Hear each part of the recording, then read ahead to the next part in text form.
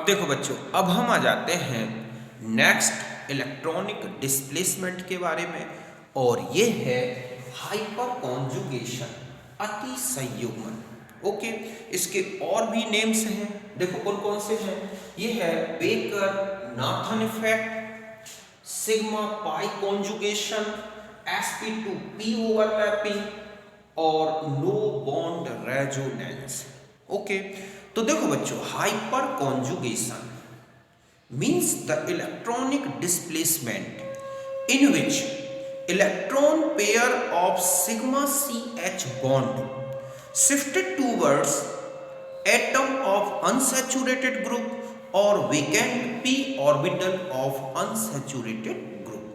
समझ गए बच्चों कि एक ऐसा इलेक्ट्रॉनिक डिस्प्लेसमेंट जिसमें सिग्मा CH बॉन्ड का इलेक्ट्रॉन पेयर एक अनसैचुरेटेड ग्रुप के एटम की तरफ या उस अनसैचुरेटेड जो ग्रुप है उसके वेकेंट p ऑर्बिटल की तरफ शिफ्ट होता है, तो इसे हम बोलते हैं हाइपर कॉन्जुगेशन। इस कॉन्जुगेशन या हम कहें कि इस इफेक्ट में जो डिफरेंट रेजोनेटिंग स्ट्रक्चर्स बनते हैं उसमें हाइड्रोजन एटम ऐसा होगा जो प्रोटॉन के फॉर्म में दिखेगा और बिना बॉन्ड के ये बॉन्डेड रहता है कार्बन से, इसलिए इसे बोला गया है नो बॉन्ड रेजोनेंस।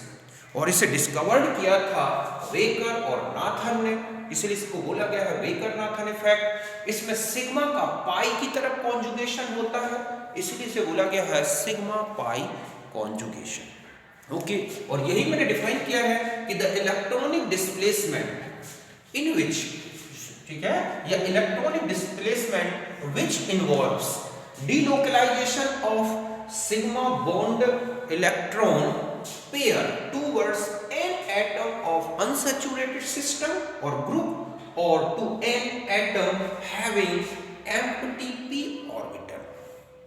समझ गए बच्चों कि एक ऐसा इलेक्ट्रॉनिक डिस्प्लेसमेंट जिसमें सिग्मा CH बॉन्ड का जो इलेक्ट्रॉन पेयर है वो एक अनसैचुरेटेड ग्रुप के या सिस्टम के एक एटम की तरफ या उस एटम के वेकेंट p ऑर्बिटल की तरफ शिफ्ट होता है, तो हम इसे बोलते हैं hyper conjugation. Okay, it is observed in alkene. ये किन में मिलता है? देखो, तो ये है एल्कीन्स में मिलेगा आपको, कार्बोकैटाइंस में दिखेगा, फ्री रेडिकल्स में होगा और एल्काइल बेंजीन में। बस इतना ध्यान रखना है कि अनसैचुरेटेड जो सिस्टम होगा उसकी अल्फा पोजीशन में मिनिमम 1 सिग्मा CH बॉन्ड होना जरूरी है। अभी हम इसकी कंडीशंस लिखेंगे, तो समझ गए बच्चों कि एक ऐसा इलेक्ट्रॉनिक विस्थापन जिसमें सिग्मा CH बॉन्ड का बंध का जो इलेक्ट्रॉन पेयर है वो एक असंतृप्त समूह, चाहे वो कैटाइन के फॉर्म में हो, डबल बॉन्ड के फॉर्म में हो, फ्री रेडिकल के फॉर्म में हो, उस असंतृप्त समूह के किसी एक एटम की तरफ शिफ्ट होता है या उसमें जो वेकेंट p ऑर्बिटल रिक्त p कक्षक होगी उसकी तरफ शिफ्ट होता है, मूव करता है, तो इसे बोलते हैं अति संयुग्मन। इसमें जो विभिन्न अनुनादी रूप बनेंगे, रेजोनेंस फॉर्म बनते हैं, उनमें आप देखोगे कि जो हाइड्रोजन एटम है वो प्रोटॉन के फॉर्म में चिपका रहेगा, मींस उसके बीच में कोई बॉन्ड नहीं दिखता, इसलिए इसको बोला गया है नो बॉन्ड रेजोनेंस। इसे बेकर और नाथन ने डिस्कवर्ड किया था, इसलिए इसे बेकर नाथन इफेक्ट बोलते हैं। इसमें सिग्मा का पाई की तरफ संयुग्मन होता है, इसीलिए इसे सिग्मा पाई संयुग्मन भी कहते हैं। ओके, तो यही मैंने लिखा है कि वह इलेक्ट्रॉनिक विस्थापन जिसमें सिग्मा बंध के इलेक्ट्रॉन, सिग्मा बंध मीन्स ये वाला सिग्मा, कौन सा?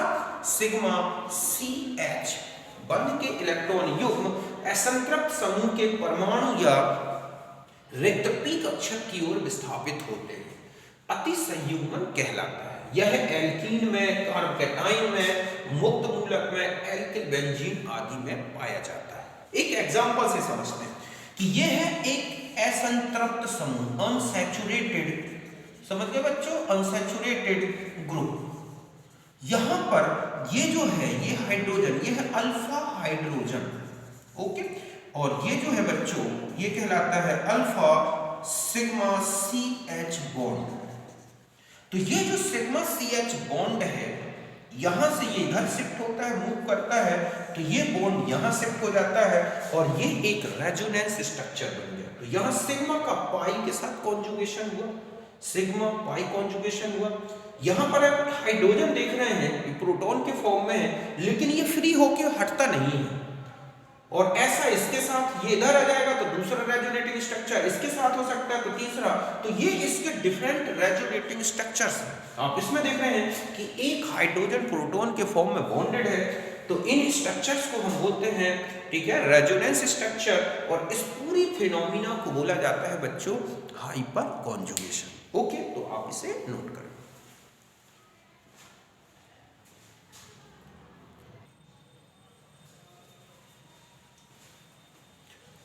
अब देखो बच्चों, जो हाइपर कॉन्जुगेशन है, इसका जो एक्सटेंट है वो अल्फा पोजीशन में sigma CH number of bonds increase होने से बढ़ता जाता है। मींस जितने ज्यादा अल्फा पोजीशन में CH बॉन्ड्स होंगे, हाइपर कॉन्जुगेशन उतना ज्यादा होगा, उतने ज्यादा हाइपर कॉन्जुगेटिव स्ट्रक्चर्स बनेंगे और मॉलिक्यूल में उतनी ही ज्यादा स्टेबिलिटी आती है।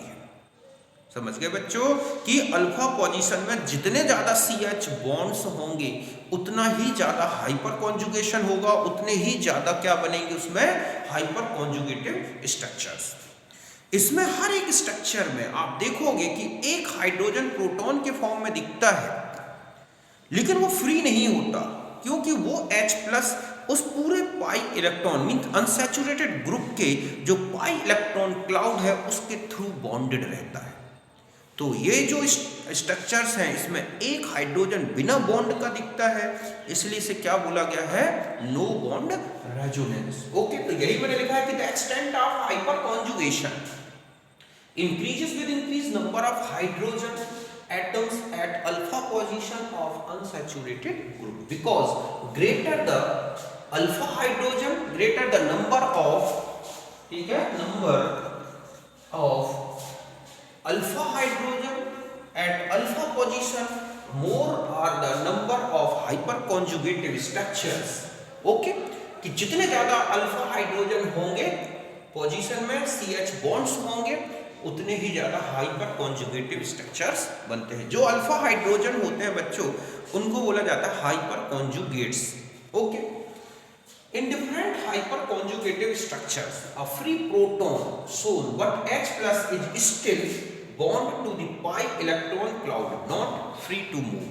ये फ्री नहीं होता, ये पाई इलेक्ट्रॉन क्लाउड के थ्रू बॉन्डेड रहता है। हाँ, अगर कोई strong electron proton acceptor group आ जाए तो वो उसे हटा सकता है और वो खुद वहां जुड़ सकता है। ओके, तो समझ गए बच्चों कि अति संयुग्मन की जो सीमा है वो अल्फा स्थिति में हाइड्रोजन परमाणुओं की संख्या बढ़ने से बढ़ती है, क्योंकि अल्फा स्थिति में हाइड्रोजन अधिक होने से अति संयुग्मित अनुनादी रूपों की संख्या बढ़ेगी और ऐसे में जो है ज्यादा से ज्यादा अनुनादी रूप बनेंगे और अणु ज्यादा स्थायी होगा। प्रत्येक अनुनादी रूप में एक हाइड्रोजन H+ के रूप में दिखता है जो मुक्त नहीं होता, यह पाई इलेक्ट्रॉन क्लाउड अभ्र के द्वारा अणु से बंधा रहता है। हम स्ट्रक्चर्स बनाते हैं उसमें हमें H+ दिखेगा, तो ऐसा नहीं कि वो बिल्कुल फ्री है, जैसे कि एक स्ट्रॉन्ग एसिड में H+ फ्री हो जाते हैं, बल्कि वो एक इलेक्ट्रॉन क्लाउड के थ्रू बॉन्डेड रहता है। देखिए, अब हम देखते हैं कि किस तरह से हाइपर कॉन्जुगेशन का जो एक्सटेंट है वो अल्फा पोजीशन में हाइड्रोजन या CH बॉन्ड्स इंक्रीज होने से इंक्रीज होगा। हम एक एल्कीन को लेके समझ सकते हैं, या हम कहें कि टर्सरी कार्ब कैटाइन में भी देख सकते हैं, फ्री रेडिकल्स में देख सकते हैं। तो हम एक एल्कीन से समझते हैं बच्चों। देखो यहां पर है H, okay, CH double bond CH। अभी आपने देखा कि एक ये हाइपर कॉन्जुगेशन, इसका हाइपर कॉन्जुगेशन, इसका मींस अगर हम इसके स्ट्रक्चर्स देखें तो आपने देखा एक यहां पर डबल बॉन्ड CH2-, ओके, ये बन गया। अब हम यहां पर ले लें कि H यहां प्लस और यहां डबल बॉन्ड CH2-, और एक और स्ट्रक्चर अभी आपने देखा कि ये वाला H+ डबल बॉन्ड CH2-। तो यहां पर आप देख रहे हैं कि यहां H+, यहां H+, यहां H+, इस तरह से ये फ्री दिख रहा है, एक्चुअली में वो फ्री नहीं होता, इनका जो इलेक्ट्रॉन क्लाउड है उसके थ्रू वो थोड़ा सा बॉन्डेड रहता है। तो यहां पर आप देख रहे हैं कि ये है अल्फा कार्बन, ओके, और ये कौन सा है बच्चों, अल्फा सिग्मा CH बॉन्ड। तो यहां पर 1 2 3 आपने देखा 3 अल्फा पोजीशन में CH बॉन्ड है, तो 1 2 3 तो ये स्ट्रक्चर्स बने हाइपर कॉन्जुगेटेड और एक नॉर्मल है। तो आप यहां पर देखेंगे कि रेजोनेंस जो स्ट्रक्चर्स हैं वो कितने हो गए, 4। अब हम और भी एग्जांपल्स देख सकते हैं। तो देखो जैसे आप देखा CH2 double bond CH2, resonance structure 1 CH3 CH, okay, और CH3 CH2। यहां पर अगर हम पहले देखें कि हाइपर कॉन्जुगेट्स मींस, कॉन्जुगेट्स का मतलब होगा या हाइपर कॉन्जुगेटिव हाइड्रोजन, ओके, और यहां पर हम रेजोनेंस स्ट्रक्चर, तो देखो इसमें 0 है, इसमें 3 है, तो इसके रेजोनेंस स्ट्रक्चर कितने हो गए बच्चों, 4, ओके। मैं इसको हटा के और एक CH3 ग्रुप ऐसा बॉन्डेड कर दूं, अब यहां पर देखोगे वो 6 हो गए, तो अब 6 3 3 6 और ये कितने हो जाएंगे स्ट्रक्चर्स, रेजोनेंस स्ट्रक्चर हो गए इसके, इसका तो हुआ 1, इसके हो गए 4, इसका हो गया 7, इसमें कोई अल्फा हाइड्रोजन नहीं है मींस हाइपर कॉन्जुगेटिव हाइड्रोजन, इसमें 3 है ये दिख रहे हैं, इसमें ये हो गए, आप देख रहे हैं ये जो हाइड्रोजन है ये है hyper conjugative hydrogen means hyper conjugates, तो 6 हो गए, 6 तो ये बनेंगे ऐसे, और एक ये स्ट्रक्चर स्वयं है। और देखो देखो CH3 डबल बॉन्ड CH3, तो यहां पर 3 ये हो गए, 3 ये हो गए, 3 ये हो गए, तो हो गए 9, ठीक है। अब इसके स्ट्रक्चर्स 10 होंगे, 1 तो ये और 9 के हाइड्रोजन के कारण 9, और CH3 डबल बॉन्ड CH3 तो 1 2 3 4 ग्रुप्स दिख रहे हैं जिनमें 3 3 हाइड्रोजन है, तो 12, तो इसके कितने हो गए 13। तो हम यहां से देखें कि जो हाइपर कॉन्जुगेशन है वो इस तरह से जो एक्सटेंट ऑफ हाइपर कॉन्जुगेशन वो क्या हो रहा है बच्चों, इंक्रीज हो रहा है, number of alpha hydrogen increase हो रहे हैं, ठीक है, हाइपर कॉन्जुगेटिव स्ट्रक्चर्स इंक्रीज हो रहे हैं। तो समझ गए बच्चों कि देख रहे हैं आप कि जितने ज्यादा अल्फा हाइड्रोजन बढ़ते जा रहे हैं उतने ज्यादा अनुनादी रूप बनते जा रहे हैं। तो इस तरह से जैसे जैसे अल्फा हाइड्रोजन इंक्रीज होंगे हाइपर कॉन्जुगेशन इंक्रीज होगा। अब अल्फा हाइड्रोजन डिक्रीज हो जाए तो हाइपर कॉन्जुगेशन डिक्रीज होगा, ओके। देखो अब हम इसका एक स्ट्रक्चर से देखते हैं, तो इसको आपने लिख लिया होगा, मैं इसको हटाता हूं, अब आपको ये दिखाता हूं कि हाइपर कॉन्जुगेटिव हाइड्रोजन अगर डिक्रीज होते हैं तो हाइपर कॉन्जुगेशन भी डिक्रीज होगा, ओके। यहां पर आपने देखा CH3 CH double bond CH2, resonance structure okay 4 है। फिर हम ले लें CH3 CH2 CH double bond CH2, यहां पर आपने देखा कि रेजोनेंस अगर हम हाइड्रोजन अल्फा CH बॉन्ड देखें तो ये है 3, अब यहां पर केवल 2 रह गए। रेजोनेंस स्ट्रक्चर की बात करें तो यहाँ 4 यहाँ 3 और आगे बढ़े CH3 CH3 CH2, अब यहाँ पर कितना रह गया बच्चों, ओनली 1, तो इसके स्ट्रक्चर में रहेंगे 2 और यहाँ आ जाए CH2, तो यहाँ पर 0 हो गए और रेजोनेंस स्ट्रक्चर 1 ही रहेगा। तो आप देखें कि हाइपर कॉन्जुगेशन का जो एक्सटेंट है वो इस ऑर्डर में चेंज होगा, ओके। तो इसको आप नोट करें।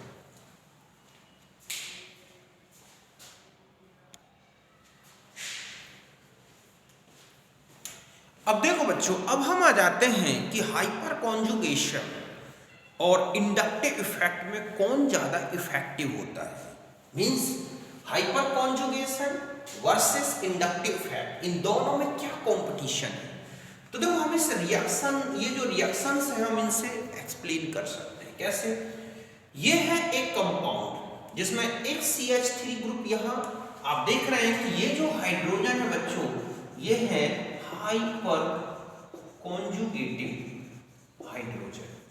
ऐसा क्यों, क्योंकि आप देख रहे हैं कि ये और ये कार्बन एक अल्फा पोजीशन में और इसकी अल्फा पोजीशन में ये CH3 ग्रुप है। मींस इसमें जो है 3 जो है अल्फा, हम ये कहें कि 3 अल्फा CH बॉन्ड है। इसके 4 रेजोनेटिंग स्ट्रक्चर्स बन सकते हैं। अब यहाँ पर H2O से या हम कहें कि KOH से रिएक्शन कराएं, Br हटेगा, एक कार्ब कैटाइन बनेगा। ये कार्ब कैटाइन में जो पॉजिटिव चार्ज है वो इधर इधर और इधर डिस्ट्रीब्यूट होगा। आप इनके स्ट्रक्चर्स देख सकते हैं, हम आगे देखेंगे इनके कार्ब कैटाइन के स्ट्रक्चर। तो ये जो मिथाइल ग्रुप है ना बच्चों, ये मिथाइल ग्रुप जो है इसके जो CH बॉन्ड है वो हाइपर कॉन्जुगेशन करते हैं। ऐसे में ये जो ऑर्थो पोजीशन है इसकी यहाँ पर इस मिथाइल ग्रुप के कारण जो प्रो चार्ज है वो डिक्रीज कर दिया जाता है। अब जब डिक्रीज होगा तो ऐसे में क्या होगा कि ये स्टेबल होगा और फिर इसके बाद OH ऐड हुआ और ये बन गया एक अल्कोहल, ये रेट है R1। फिर हमने यहाँ पर CH2 CH3 एक हाइड्रोजन हटा दिया। अब यहाँ पर 2 आप देख रहे हैं कि क्या बचे, अल्फा CH। ओके, फिर रेट हमने वही रिएक्शन देखी, फिर कार्ब कैटाइन बनेगा, इस तरह से पॉजिटिव चार्ज डिस्ट्रीब्यूट हो रहा है। थर्ड में आप देख रहे हैं कि केवल अब यहाँ पर ओनली 1 अल्फा क्या बचा है, CH बॉन्ड। और यहाँ पर चले जाएं तो यहाँ पर कोई अल्फा CH बॉन्ड नहीं है, इसमें कोई हाइपर कॉन्जुगेशन नहीं होगा और इस तरह से इसमें भी कार्ब कैटाइन बनेगा, पार्शियल चार्ज इस तरह से डिस्ट्रीब्यूट होगा ऑर्थो और पैरा पोजीशन में, और ये रेट है R4। तो यहाँ रिएक्शन रेट है R1 R2 R3 R4। अगर आप इनमें देखें तो ये देखा गया कि रेट जो है R1 सबसे जो है हाई है और उसके बाद लगातार ये डिक्रीज हो रहा है रेट ऑफ रिएक्शन। जबकि अगर हम इंडक्टिव फैक्ट का ऑर्डर देखें तो मिथाइल ग्रुप से ज्यादा inductive fact, methyl group ethyl से isopropyl group, tertiary butyl group, तो इंडक्टिव फैक्ट की स्ट्रेंथ तो बढ़ रही है। इसका मतलब है कि रेट इंक्रीज होना चाहिए था, लेकिन आप देख रहे हैं कि रेट डिक्रीज हो रहा है। इसका मतलब यही है कि इट इंडिकेट दैट कि जो हाइपर कॉन्जुगेशन है is more effective than inductive effect. means rate of reaction determined by the extent of hyperconjugation, not determined the strength of inductive fact।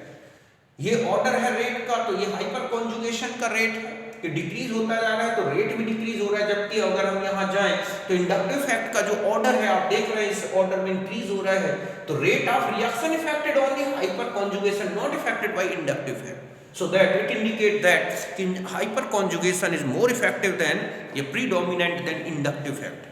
Okay, कि जो हाइपर कॉन्जुगेशन है बच्चों वो inductive fact से ज्यादा इफेक्टिव होता है और इंडक्टिव फैक्ट जो होता है उसे हाइपर कॉन्जुगेशन और हाइपर कॉन्जुगेशन से मेसोमेरिक इफेक्ट इफेक्टिव होता है। ये हम आगे भी देखेंगे।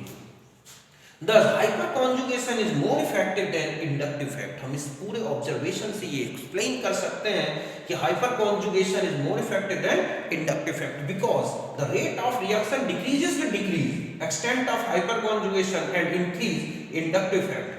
इंडक्टिव फैक्ट इंक्रीज हो रहा है लेकिन रेट ऑफ रिएक्शन डिक्रीज हो रहा है, तो मोर तो हाइपर कॉन्जुगेशन ज्यादा इफेक्ट है। तो समझ गए बच्चों कि अति संयुग्मन अभिक्रिया के वेग को निर्धारित कर रहा है, ना कि प्रेरणिक प्रभाव। इसलिए हम ये कह सकते हैं कि जो हाइपर कॉन्जुगेशन है वो इंडक्टिव फैक्ट से ज्यादा इफेक्टिव होता है। ओके, तो यहां तक नोट करें।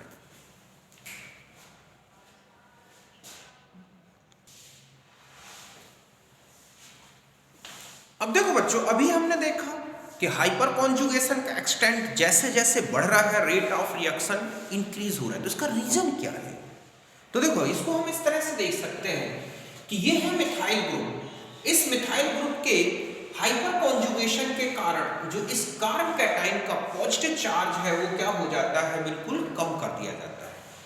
आपने देखा होगा कि अगर हम इसका इस तरह से एक स्ट्रक्चर से देखें कि किस तरह से हाइपर कॉन्जुगेशन इस कार्ब कैटाइन की, तो ये यहाँ आएगा।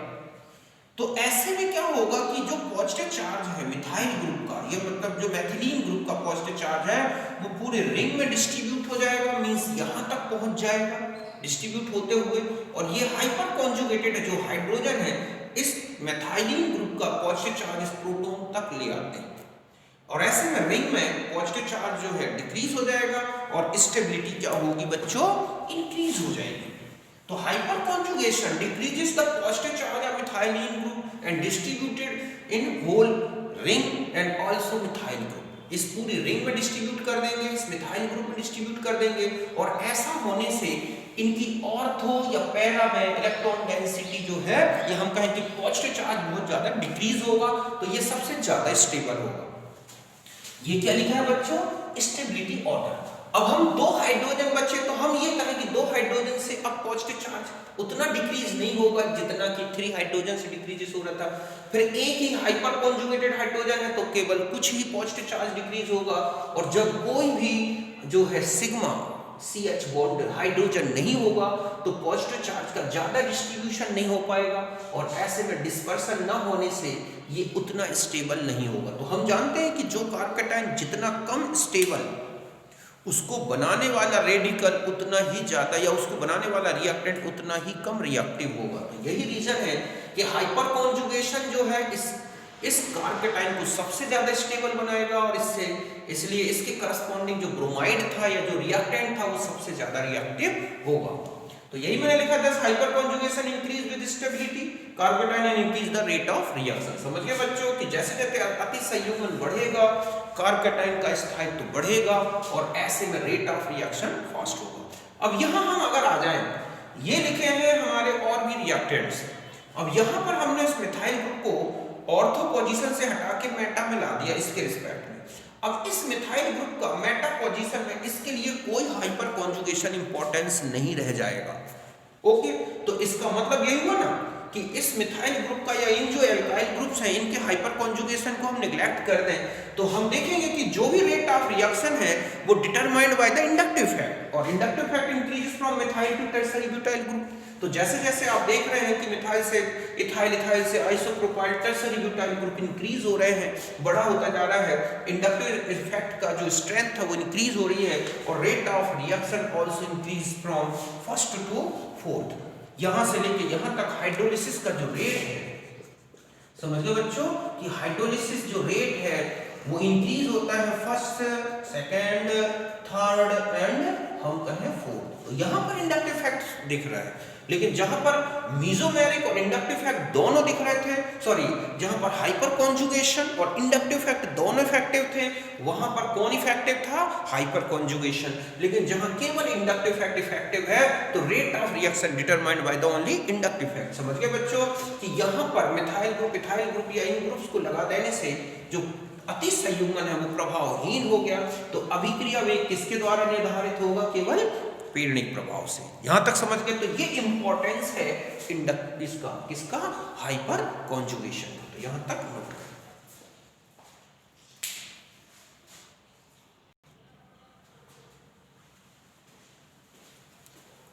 अब देखो बच्चों, अब हम आ जाते हैं isotopic effect on hyper conjugation, अति संयुग्मन में समस्थानिक प्रभाव। मींस यहां पर हम H और D, यहां पर हम हाइड्रोजन का जो आइसोटोप है H प्रोटियम, और यहां यूज करें ड्यूटेरियम। तो हम जानते हैं कि जो CH की बॉन्ड एनर्जी है उससे कहीं ज्यादा बॉन्ड एनर्जी होती है CD की।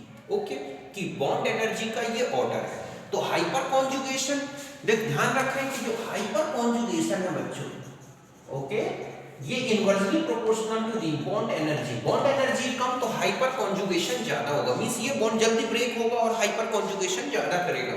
ये बॉन्ड थोड़ा देर में ब्रेक होगा और हाइपर कॉन्जुगेशन कम होगा। तो हाइपर कॉन्जुगेशन का ऑर्डर देखें तो CH3 में ज्यादा होगा और CD3 में कम होगा।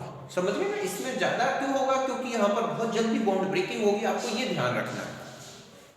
और इंडक्टिव फैक्ट में आ जाए तो इंडक्टिव फैक्ट D का जो है वो H से कहीं ज्यादा है। तो इंडक्टिव फैक्ट का ऑर्डर अगर हम देखें तो CD में ज्यादा होगा CD3 में, और CH3 में कम होगा। यहां पर तो इसका इंडक्टिव फैक्ट ज्यादा और इसका इंडक्टिव फैक्ट कम।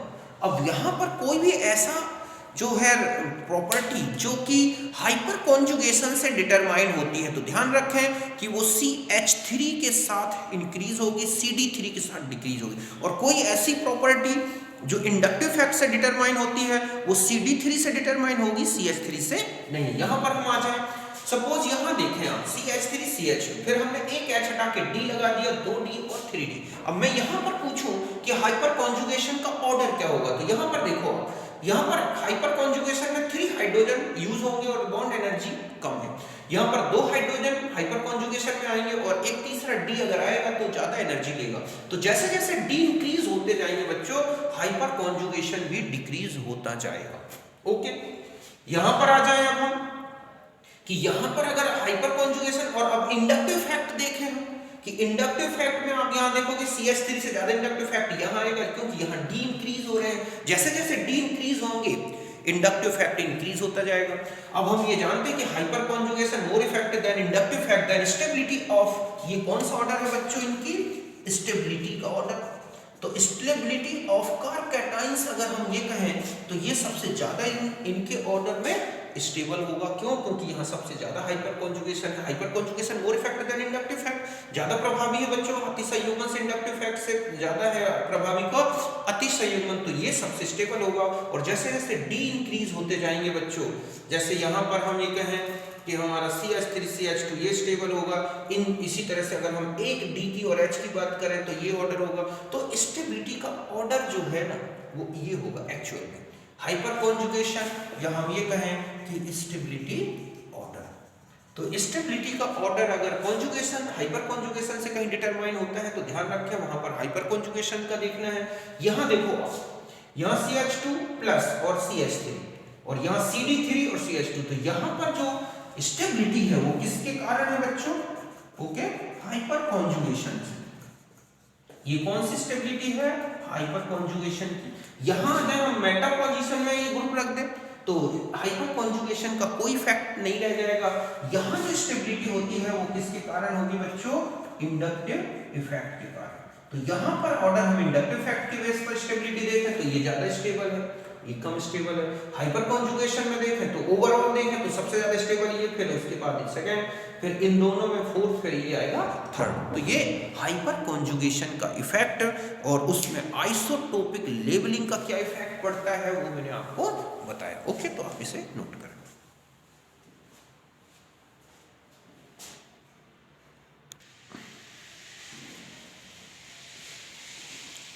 अब देखो बच्चों, अब हम आ जाते हैं types of hyper conjugation. Okay, तो 2 टाइप्स का होता है। एक तो होता है positive hyper conjugation, positive hyper conjugation, और एक होता है नेगेटिव हाइपर कॉन्जुगेशन या रिवर्स हाइपर कॉन्जुगेशन। ठीक है, positive hyper conjugation is due to movement या मूव ऑफ सिग्मा या electron pair of sigma bond towards unsaturated group. ये जो मिलता है आपने देखा भी, जो मैंने पूरा डिटेल में बताया, ये ही पॉजिटिव हाइपर कॉन्जुगेशन है। इसमें पूरा का पूरा CH जो बॉन्ड पेयर है, electron pair shifted towards unsaturated group. Okay, तो ये जो it is due to alpha CH bond and observed in alkene, carbocation, free radicals and alkyl benzene. आपने जो अभी तक डिटेल में देखा, और इस तरह से ये उसका ऑर्डर है कि जितने ज्यादा अल्फा हाइड्रोजन उतना ही ज्यादा इफेक्टिव होगा। ओके, और ये कार्बन चेन में इलेक्ट्रॉन डेंसिटी इंक्रीज करता है। ये है, अब आ जाते हैं हम नेगेटिव में, reverse hyper conjugation. It is due to, ठीक है, shifting of sigma bond pair towards halogen, और हैलोजन मींस क्लोरीन फ्लोरीन, ठीक है, from unsaturated group. Unsaturated group से पाई इलेक्ट्रॉन का जो शिफ्टिंग है बच्चों, या सिग्मा इलेक्ट्रॉन पेयर की जो शिफ्टिंग है वो हैलोजन की तरफ होती है। Means it is due to CH bond and observed in halogenated alkyl benzene और एल्कीन्स। यह सिग्मा CX बंध के कारण पाया जाता है तथा एल्किल बेंजीन, एलोवेलिन इन्हें मिलता है। इसमें electron shifted towards unsaturated group to halogen. इसमें जो इलेक्ट्रॉन पेयर है बच्चों उसकी शिफ्टिंग अनसैचुरेटेड ग्रुप से हैलोजन की तरफ होती है। मींस ये ग्रुप यहां आ गया तो ये यहां पर, सॉरी, ये बॉन्ड पेयर यहां आया तो ये यहां शिफ्ट हो गया। ऐसे में decrease the electron density in carbon chain, और कार्बन चेन में इलेक्ट्रॉन डेंसिटी डिक्रीज होती है। जहां भी माइनस लग गया मींस कार्बन चेन में इलेक्ट्रॉन डेंसिटी डिक्रीज होगी।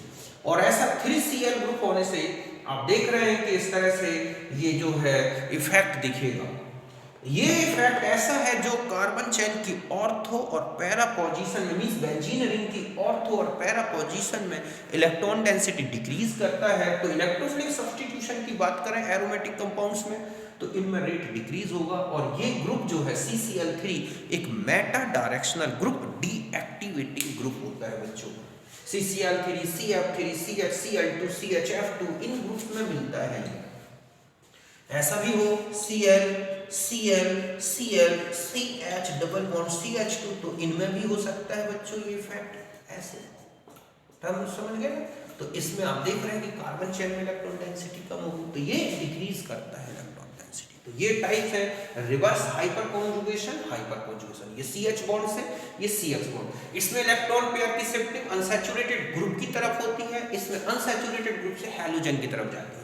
ये इलेक्ट्रॉन डेंसिटी कार्बन चेन में इंक्रीज करता है, ये डिक्रीज करता है। ये ऑर्थो पैरा डायरेक्शनल इफेक्ट डालता है रिंग में, ये मेटा डायरेक्शनल करता है। ये एक्टिवेट करता है रिंग को इलेक्ट्रोफिलिक सब्स्टिट्यूशन के लिए, ये डीएक्टिवेट करता है। ओके, तो इसको नोट करें।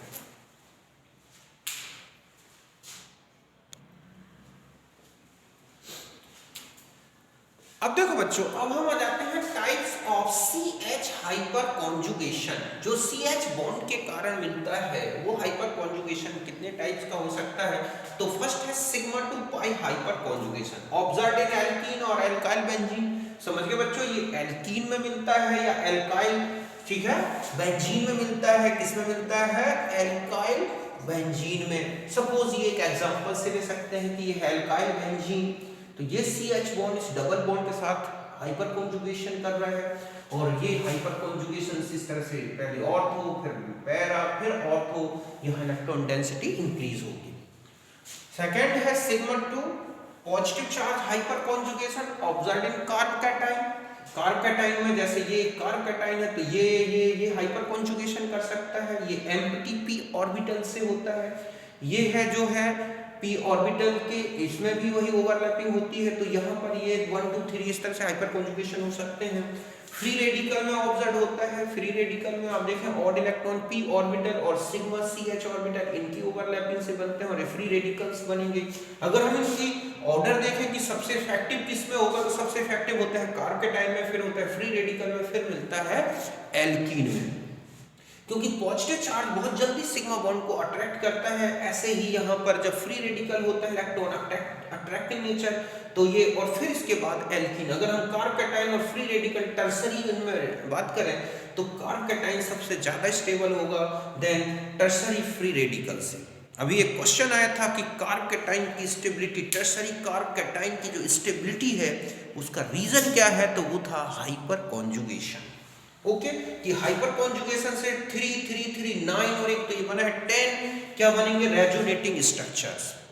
जबकि इसमें भी लेकिन ये उतना इफेक्टिव नहीं है जितना इफेक्टिव टर्सरी कार्ब कैटाइन में हाइपर कॉन्जुगेशन मिलता है। ओके, हाइपर कॉन्जुगेशन का रीजन क्या है बच्चों? तो देखो, hyper conjugation is due to overlapping of orbitals of CH bond and empty p orbital और odd electron p orbital of unsaturated group. मतलब ये यहां पर अगर हम आते हैं कि hyper conjugation is due to effective overlapping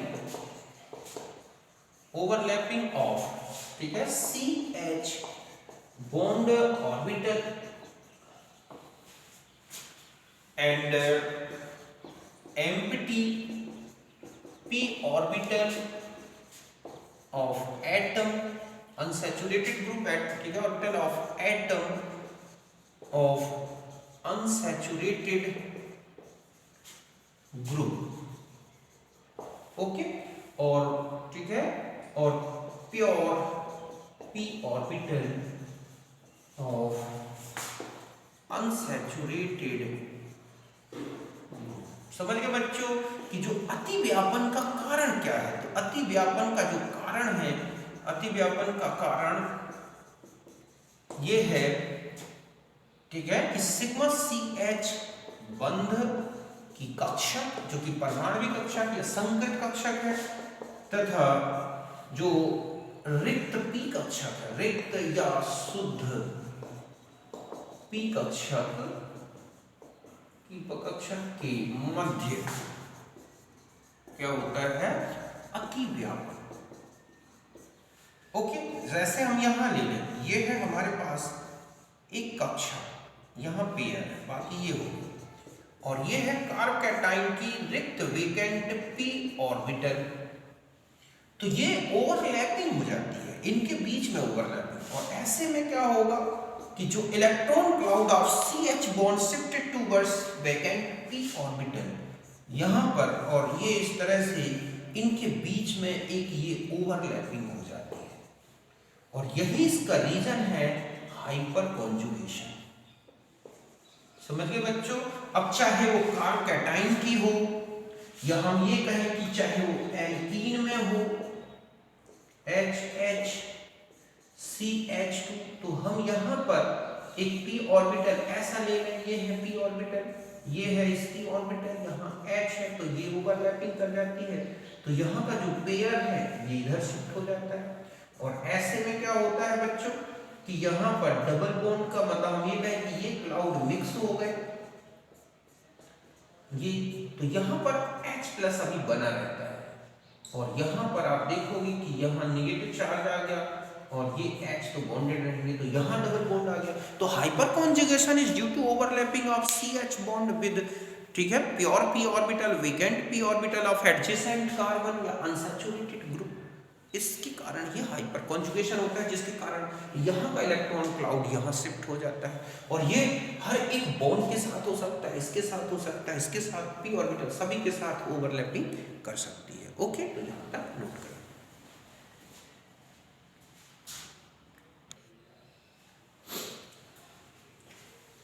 अब देखो बच्चों, सपोज ये एक एग्जांपल है जिसमें आपको इन हाइड्रोजन्स की जो है क्या बतानी है, रिएक्टिविटी। ये है फर्स्ट, ये है सेकेंड टाइप के हाइड्रोजन, ये थर्ड टाइप के, फोर्थ टाइप के, फिफ्थ टाइप के, सिक्स्थ टाइप के। तो रिएक्टिविटी ऑफ CH ग्रुप या CH hydrogen, okay, hyper conjugation के डायरेक्टली प्रोपोर्शनल है। जितने ज्यादा हाइपर कॉन्जुगेशन होगा मींस नंबर ऑफ, ठीक है, hyper conjugates means number of alpha hydrogen देखें या फिर कॉन्जुगेशन देखें। इस बेस पर आप रिएक्टिविटी बता सकते हैं। मतलब आप ये देखें कि हाइड्रोजन निकलने के बाद कितने हाइड्रोजन ऐसे हैं जो इसके साथ ये जो रेडिकल बनेगा, चाहे फ्री रेडिकल या कार्बोनाइल, ये हाइड्रोजन हटाएं तो यहाँ फ्री रेडिकल हो या पॉजिटिव चार्ज, तो इसके बाद कितने हाइड्रोजन ऐसे हैं जो हाइपर कॉन्जुगेशन कर सकते हैं, या ऐसा कौन सा ग्रुप है पाई बॉन्ड जो इसके साथ क्या कर सकता है, कॉन्जुगेशन या रेजोनेंस इफेक्ट दे सकता है। तो आप यहाँ पर देखेंगे तो इसी बेस पर आपको रिएक्टिविटी देखनी है। अब देखो बच्चों, अगर आप इस कार्बन की बात करें, ये हाइड्रोजन हम हटा दें, यहाँ पॉजिटिव चार्ज आ जाए, तो यहाँ पर 2 और 1 3 हाइड्रोजन तो यहाँ से हाइपर कॉन्जुगेशन कर सकते हैं। 2 हाइड्रोजन यहाँ पर मीन्स जो CH2 है उसके लिए 3 और 2, ये तो है 5 hydrogen, okay, hyper conjugative and 1 pi bond, ठीक है, रेजोनेंस, ओके, मींस ये बॉन्ड यहां आएगा तो इसका रेजोनेंस हो सकता है, 5 हाइड्रोजन के साथ हाइपर कॉन्जुगेशन हो सकता है फर्स्ट।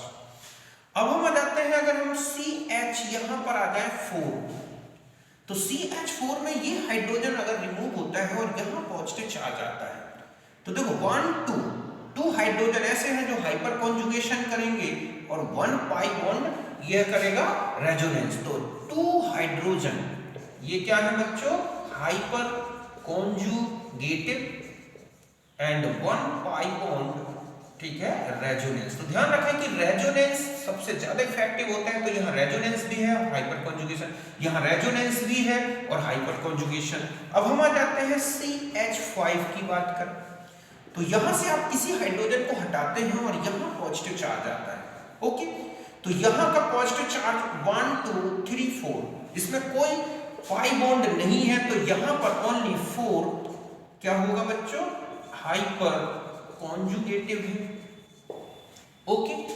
फिर आप यहां आ जाए 6th नंबर में, CH कौन सा, 6th नंबर का, तो यहां से अगर आप हाइड्रोजन रिमूव करते हैं और यहां फ्री रेडिकल या पॉजिटिव चार्ज लाते हैं, तो देखो कितने हाइपर कॉन्जुगेटिव हाइड्रोजन है, 1 2 एंड 3। तो यहां पर ओनली ये हाइड्रोजन इसके लिए हाइपर कॉन्जुगेशन करेगा और ये 2, तो यहां पर कितने हैं बच्चों, 3 हाइपर कॉन्जुगेटिव हाइड्रोजन। ओके, और अगर हम CH फर्स्ट की बात करें, ये वाले, तो यहां से अगर ये हाइड्रोजन हटता है और यहाँ फ्री रेडिकल या पॉजिटिव चार्ज आता है, तो only this hydrogen hyper conjugated with this group, so that only 1H जो है यहाँ पर क्या है बच्चों, हाइपर कॉन्जुगेशन है। अब आप इसकी रिएक्टिविटी तो ध्यान रखना है, मैंने अभी आपको बताया कि रिएक्टिविटी ऑफ CH ग्रुप या CH या H ग्रुप, ठीक है, ये हाइपर कॉन्जुगेशन और किस पर ध्यान रखना है, कॉन्जुगेशन, मतलब अति संयुग्मन में कितने हाइड्रोजन आ रहे हैं और कितना संयुग्मन है। तो सबसे हाईएस्ट वैल्यू आप देख रहे हैं 5 के लिए, 5 नहीं सॉरी, किसके लिए दिख रहा है, 2 में, कि इसमें 5 हाइपर कॉन्जुगेटिव हाइड्रोजन भी है, 3 और 2, और एक पाई बॉन्ड का रेजोनेंस। 4 फिर आ जाएगा कौन सा बच्चों, 4, क्योंकि इसमें भले हाइपर कॉन्जुगेटिव हाइड्रोजन कम है, लेकिन यहाँ पर रेजोनेंस इफेक्ट है। रेजोनेंस इफेक्ट है more effective than hyper conjugation. Okay, तो 2 और 4। अब यहाँ देखो आप 5 और 6 में तो आप कौन आ जाएगा, 5। ओके, 5 में 4 हाइड्रोजन हाइपर कॉन्जुगेटेड, रेजोनेंस नहीं है 4 में। अब इसी प्रकार 6 में आ जाओ, हो गए 3, और अगर आप फर्स्ट में जाएंगे तो ओनली 1।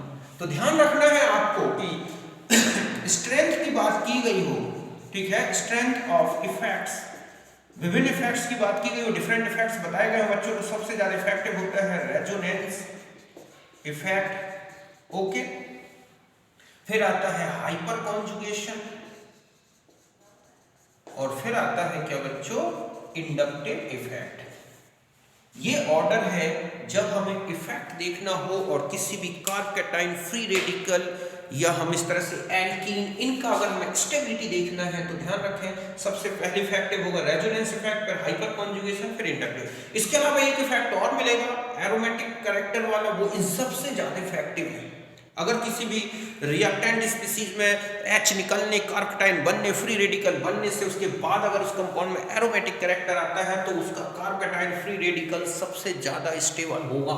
इस बेस पर आगे हम जब भी देखेंगे एरोमेटिक कैरेक्टर, तो अभी तो हमें ये 3 इफेक्ट्स के बेस पर, तो मैंने इसकी रिएक्टिविटी आपको बता दी। इसी तरह से आपको कोई भी मॉलिक्यूल मिल जाए, आप उसमें रिएक्टिविटी देखना है तो 2 चीजें देखें आप मेनली, एक तो 3 इंडक्टिव इफेक्ट, मेसोमेरिक इफेक्ट और हाइपर कॉन्जुगेशन। अभी हम जब इनकी एप्लीकेशंस में आएंगे, हाइपर कॉन्जुगेशन के एप्लीकेशंस में, तो वहां पर हम कार्बकैटायन फ्री रेडिकल्स, इनकी स्टेबिलिटी के ऑर्डर डिटर्मिनेशन में हम इनका इफेक्ट्स देखेंगे। ओके, तो फिर मिलते हैं हम अब नेक्स्ट, यहाँ पर लेंगे हम जो हमारा नेक्स्ट वीडियो होगा, उसमें हम लेंगे applications of hyper conjugation. Okay, तो फिर मिलते हैं नेक्स्ट वीडियो में। तब तक के लिए आप सबको मेरा नमस्कार, thank you for watching. Okay.